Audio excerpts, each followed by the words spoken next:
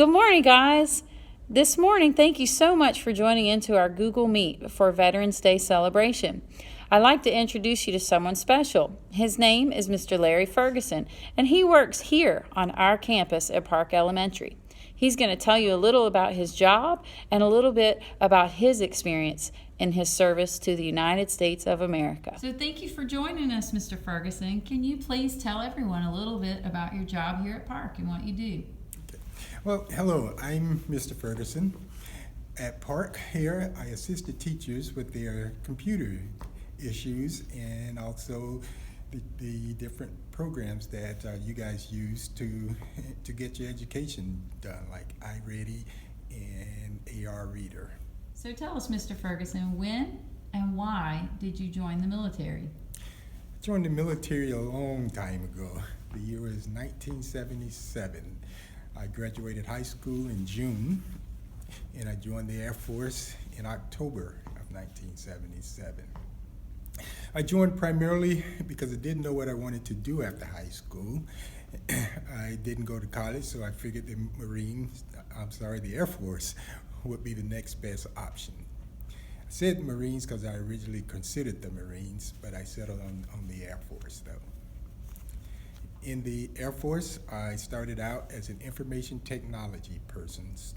Back then, they didn't have computers, but they still called it information technology. The Air Force did have some computers, but they were very big, giant machines, and that's kind of hard to describe today.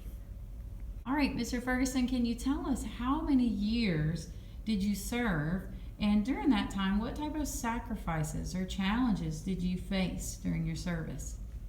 Yes, I served in the Air Force for 29 years.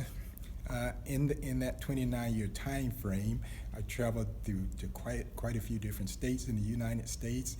I also went to different countries. Going to the different countries probably was the biggest challenges because most of the time I had to go over by myself. Some countries will allow your family to come, but they asked the military member to go over first until housing was settled and everything.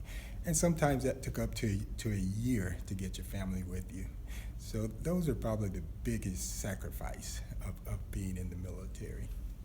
Our final question for Mr. Ferguson this morning is a really important one. Hopefully you guys will listen and think about the ways that you can respond.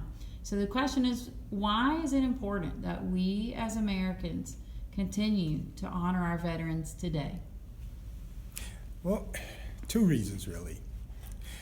A lot of our older veterans did not have a choice as to whether or not they had to go into the military. They were drafted into the military.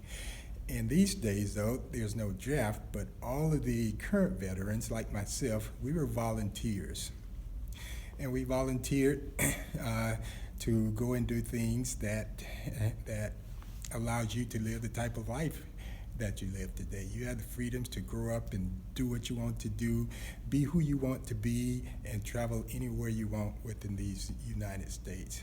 Some of the countries that I visited when I was in the military, the kids did not have that right.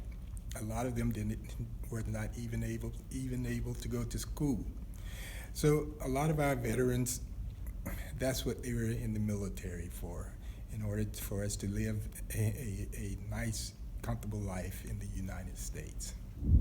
Thank you so much, Mr. Ferguson, for sharing some of your thoughts and your heart with us today. You guys give out a good round of applause for all of our veterans and especially for Mr. Ferguson here at Park.